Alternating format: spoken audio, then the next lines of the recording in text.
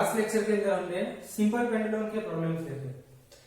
Simple pendulum के जितने भी प्रॉब्लम्स थे, फॉर एग्जांपल हमने सिंपल पेंडुलम के लिए थीटा एंगल के लिए अगर हमने मास चेंज की तब मास के अकॉर्डिंग थीटा चेंज होगा।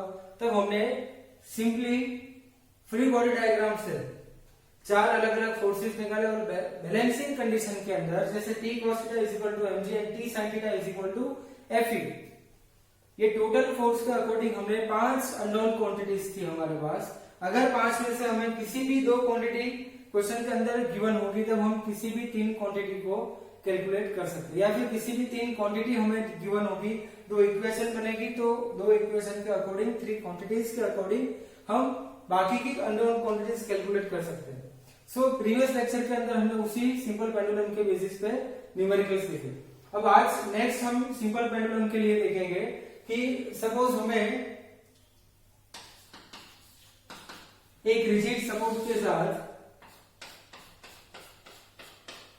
रिजिड सपोर्ट हमने यहां पे एक पेंडुलम रखा जिसके ऊपर हमने मान लिया चार्ज Q, मास M। इसी रिजिड सपोर्ट के साथ हमने यहां पे मान लिया charge Q, mass M, but इसको हमने नेगेटिव चार्ज माना। अगर ये नेगेटिव चार्ज होगा, ये पॉजिटिव चार्ज, इट मीन्स कि दोनों के नेचर अपोजिट नेचर, तो दोनों चार्जेस एक दूसरे को अट्रैक्ट करेंगे। अगर अट्रैक्शन होगा तो सपोज हमने मान लिया कि ये पेंडुलम यहां से यहां तक पहुंचेगा और ये वाला पेंडुलम यहां से यहां तक।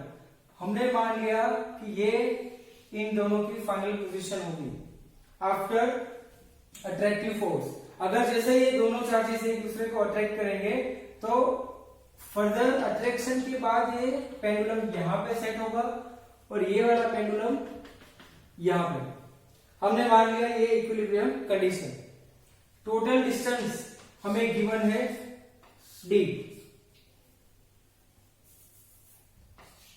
Distance, length of the pendulum दोनों के लिए l। अब हमें इस कंडीशन के लिए टेंशन या फिर एंगल किसी भी वैल्यू को चेंज यहां से कैलकुलेट करना होगा, या हम किसी भी क्वांटिटी को चेंज भी कर सकते हैं।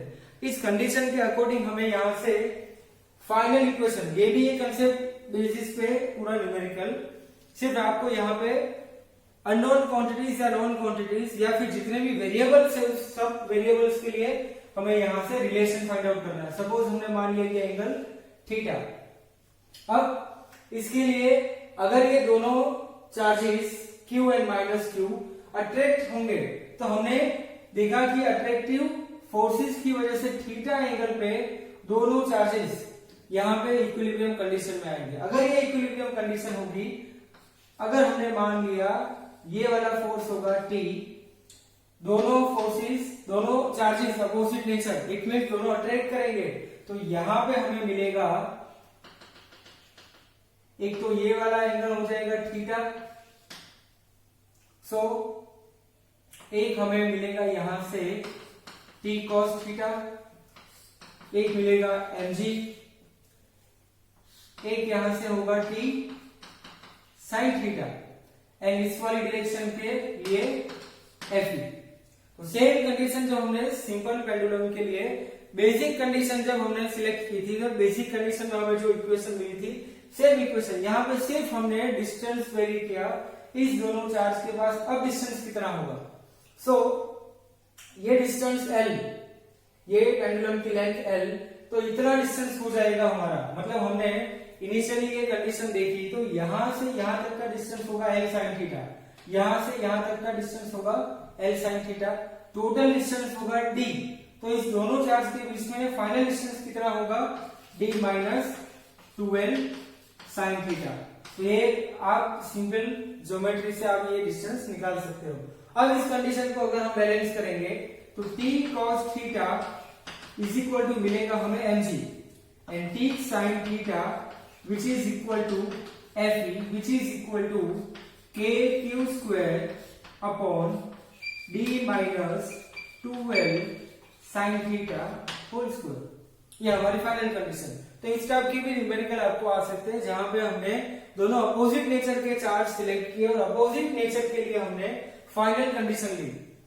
सो हमें फाइनल कंडीशन में t cos theta is equal to mg मिला and t sin theta is equal to fe which is equal to k q square upon distance square. Distance between two charges अब कितना होगा, ये distance l sin theta, ये distance l sin theta, total distance d, so d minus 2l sin theta which is equal to this distance between two charges. So हमारा final answer होगा k q square upon d minus 2l sin theta whole square. तो ये तो एक basic concept था, इसके basis पे आपको न्यूमेरिकल आ सकते हैं, एमसीक्यू आ सकते हैं. अब सेकेंड इंपॉर्टेंट कंसेप्ट, हम लामिस थ्योरम स्टार्ट करेंगे. अगर आपने 11th में वेक्टर स्टडी किया होगा तो वेक्टर के साथ कई लोग लामिस थ्योरम भी आपको पढ़ाते हैं. तो लामिस थ्योरम एक्चुअली आपको एनसीईआरटी के सिलेबस में नहीं होता, बट लामिस थ्योरम के बेसिस पे सिंपल मैथमेटिक्स है, मैथमेटिकल एक पूरा टूल हमारे पास, उसी लामिस थ्योरम से हम इस टाइप के न्यूमेरिकल इजीली कैलकुलेट कर सकते हैं. सो लामिस थ्योरम क्या है, ये पहली चीज हम लोग ध्यान से समझेंगे. If one particle, if we take one particle of mass m, if three forces are act on this particle, F1, F2 and F3. If three forces F1, F2 and F3 are act on single particle and the condition is F net which is equal to F1 plus F2 plus F3 which is equal to 0. It means कि किसी एक particle के ऊपर तीन forces act होते हैं, तीनों force का वेक्टर एडिशन 0 होगा, मतलब ये पार्टिकल इक्विलिब्रियम कंडीशन में होगा. ये लामिस थ्योरम की कंडीशन है. ये थ्योरम जो मैथमेटिक्स में आप स्टडी करते हो और नॉर्मली वेक्टर्स में हम स्टडी करते हैं 11th स्टैंडर्ड में. सो सिर्फ हमें यहाँ पे लामिस थ्योरम का यूज कराना था. लामिस थ्योरम कब यूज करना है, ये सबसे पहली चीज.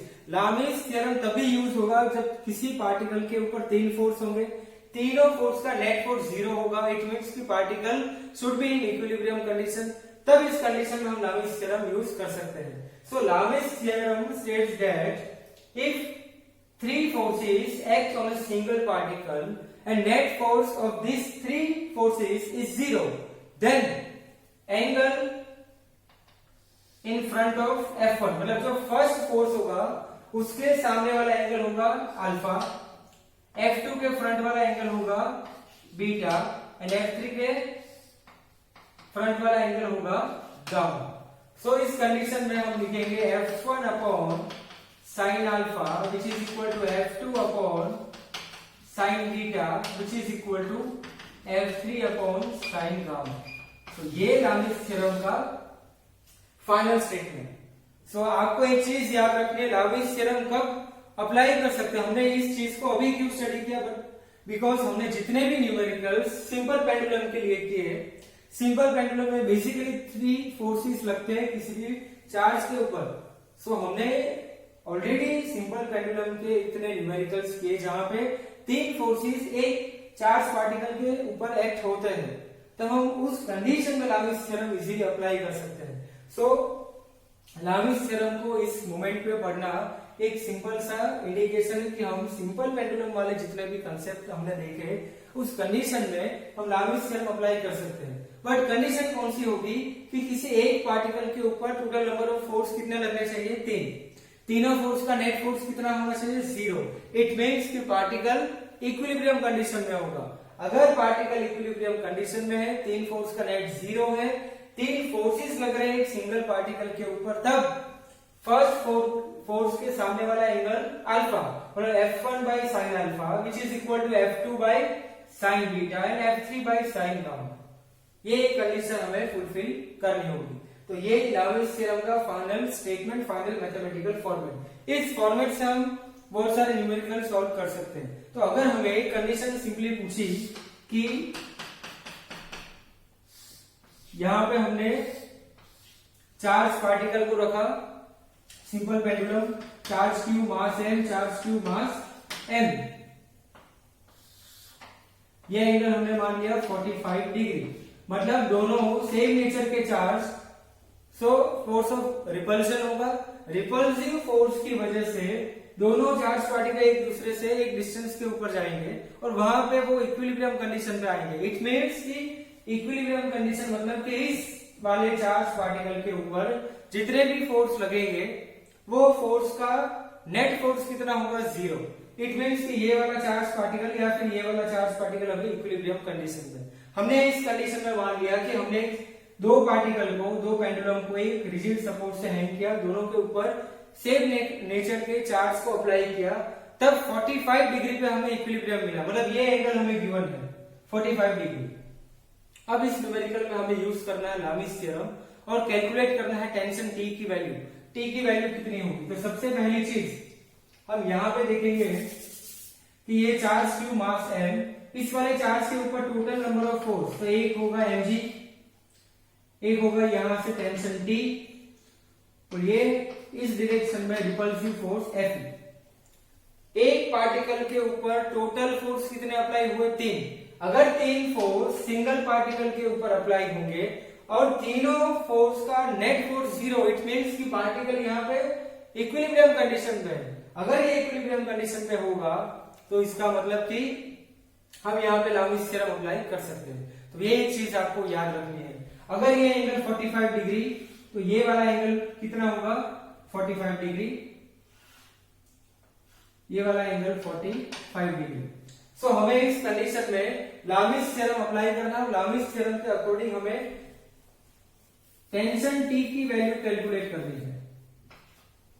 सो टी के अपोजिट वाला एंगल, टी के अपोजिट वाला एंगल मतलब ये एंगल होगा हमारा 90 डिग्री, और यहां से हम कैलकुलेट करेंगे तो एफई के अपोजिट वाला एंगल, तो ये एंगल कितना हो जाएगा टोटल? ये एंगल हो जाएगा 135। देन एमजी का अपोजिट वाला एंगल, एमजी का अपोजिट वाला एंगल मतलब ये भी कितना हो जाएगा? Total angle 135। सो हमें इस कंडीशन में कैलकुलेट करना है टेंशन टी। तो हम यहां से लामिस थ्योरम अप्लाई कर सकते हैं। सो अगर हम लामिस थ्योरम अप्लाई करेंगे तो T बाई T के अपोजिट वाला एंगल, T का अपोजिट वाला एंगल कितना होगा? ये sin 90। Tension T mg fe।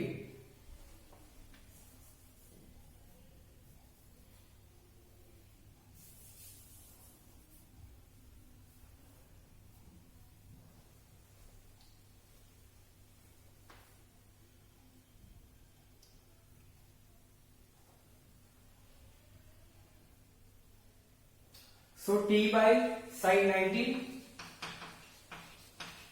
ये हमारा एक angle. Then mg which is equal to, अब mg के सामने वाला एंगल, ये एंगल इतना होगा 45 डिग्री, ये angle 90 plus 45 it means 135। So mg by sine 135, sine 90 is equal to 1, t is equal to sine 135, sine 135 की वैल्यू 1/√2, सो ये होगा √2 mg। तो अगर आपको लामिस थ्योरम इस मोमेंट पे क्लिक हुआ कि हम किसी एक पार्टिकल पे 3 फोर्स अप्लाई करने वाले हैं, उस तीनों फोर्स का नेट फोर्स 0 होगा, इट मीन्स कि पार्टिकल इक्विलिब्रियम कंडीशन पे होगा, तब हम इस कंडीशन में अगर लामिस थ्योरम यूज करेंगे तो हमें डायरेक्टली टेंशन की वैल्यू मिलेगी √2 mg। ये न्यूमेरिकल आप ये एमसीक्यू अलग मेथड से भी कर सकते हो, आपको सेकंड मेथड से भी, मतलब T cos theta T sine theta component लेके भी आप इसको कैलकुलेट कर सकते हो। इसका टेंशन दूसरे मेथड से भी आ सकता है, बट अगर आपको एग्जाम के अंदर टाइम सेव करना है, अगर आपको ये कंसेप्ट याद होगा, तब आप डायरेक्टली ये फॉर्मूला यूज करके T is equal to √2 mg ये डायरेक्टली टर्म निकाल सकते हो यहां से। सो लामिस थ्योरम का हम सेकंड एप्लीकेशन देखेंगे कि लामिस थ्योरम और किस तरह हम अप्लाई कर सकते हैं किसी भी न्यूमेरिकल के अंदर। तो सबसे पहली चीज आपको ये एग्जांपल याद रखना है, जहां पे सिंपल पेंडुलम का ही एग्जांपल लिया हमने, बट यहाँ पे हमने अपोजिट नेचर के चार्ज रखे और इसके बाद हमने ये कंडीशन अप्लाई की। सेकंड लामिस थ्योरम पढ़ा, लामिस थ्योरम आपको नोट डाउन करना है, इसी थ्योरम के बेसिस पे आपको और भी न्यूमेरिकल सॉल्व करने होंगे, तो ये थ्योरम आपको याद रखना है। थ्योरम को कैसे याद रखना है? सबसे पहली चीज, एक पार्टिकल पे कितने फोर्स होने चाहिए? 3 फोर्स। तीनों फोर्स का नेट फोर्स कितना होना चाहिए? 0। अगर एक पार्टिकल तीनों फोर्स का नेट फोर्स 0, इट मीन्स कि पार्टिकल इक्विलिब्रियम कंडीशन पे होगा।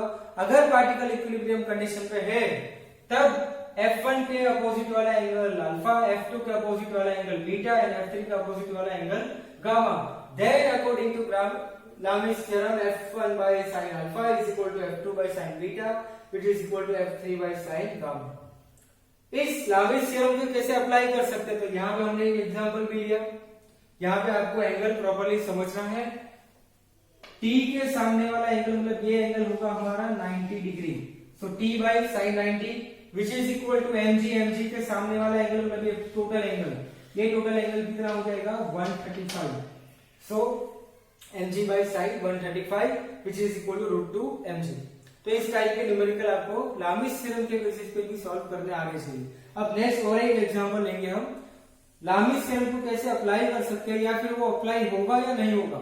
आपको सिचुएशन को अंडरस्टैंड करके बाद डिसीजन लेना होगा कि ये थ्योरम वहां पे अप्लाई होगा या नहीं होगा।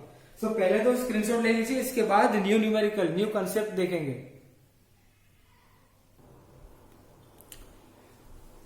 So second example.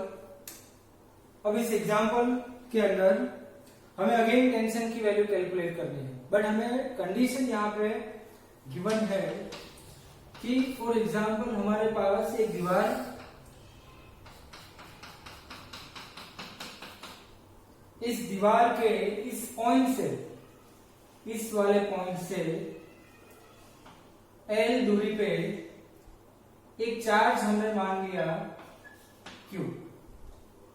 इस रिजिड सपोर्ट के ऊपर हमने इस वाले पॉइंट से L दूरी पे मान लिया चार्ज Q।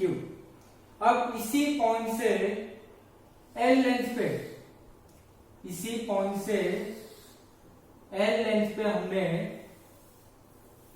मतलब जितनी लेंथ L यहाँ पे होगी सेम लेंथ हमने L यहाँ पे भी मानी।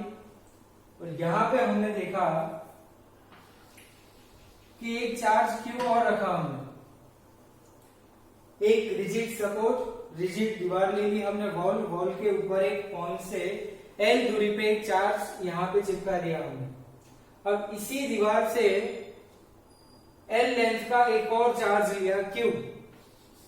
सो ये दोनों चार्ज के बीच में रिपल्सिव फोर्स होगा। तो इनिशियली जैसे हमने चार्ज रखा, ड्यू टू रिपल्शन एक एंगल थीटा पे जाके ये चार्ज फाइनली इक्विलिब्रियम कंडीशन पे आया। इसका मतलब कि ये चार्ज यहाँ पे फाइनली इक्विलिब्रियम कंडीशन पे होगा, इक्विलिब्रियम कंडीशन।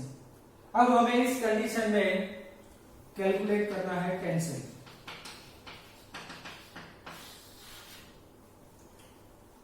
अब यहाँ पे हमें टेंशन कैलकुलेट करना है, बट कंडीशन एक्चुअली हमें सिर्फ रिजिड सपोर्ट हमने एक वर्टिकल लाइन पे लिया और उसी से हमने एक एंगल के ऊपर एक इक्विलिब्रियम कंडीशन हमने सोची। अब इस वाली कंडीशन पे अगर हमें टेंशन कैलकुलेट करना होगा तो सबसे पहली चीज इस दोनों चार्ज के बीच में रिपल्सिव फोर्स होगा, दोनों सेम नेचर के charge.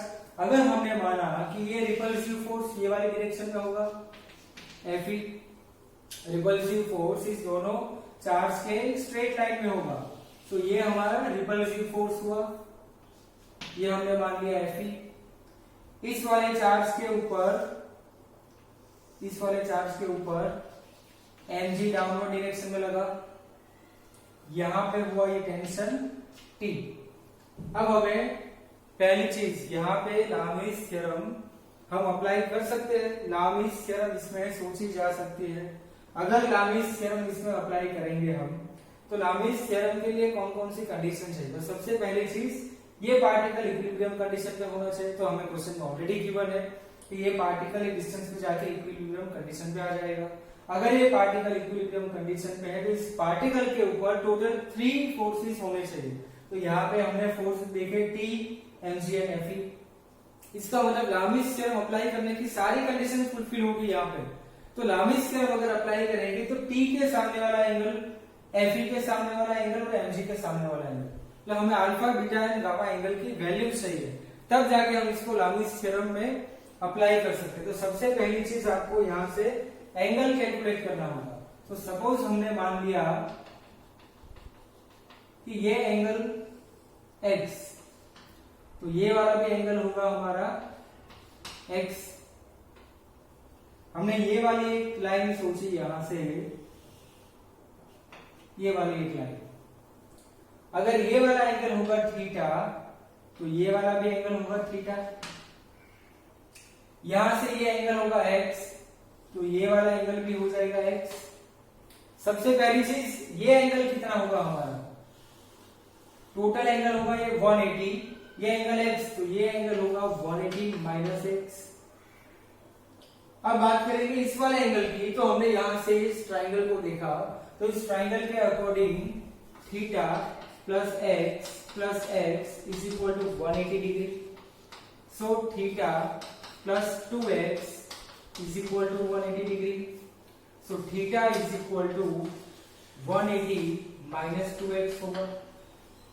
Theta is equal to 180 minus 2x। तो इस वाले एंगल में टोटल एंगल कितना होगा, ये हमारा total angle theta plus x, और थीटा की प्लेस पे हम लिखेंगे 180 minus 2x plus x। So final angle होगा 180 माइनस x। ये एक एंगल, ये एक एंगल।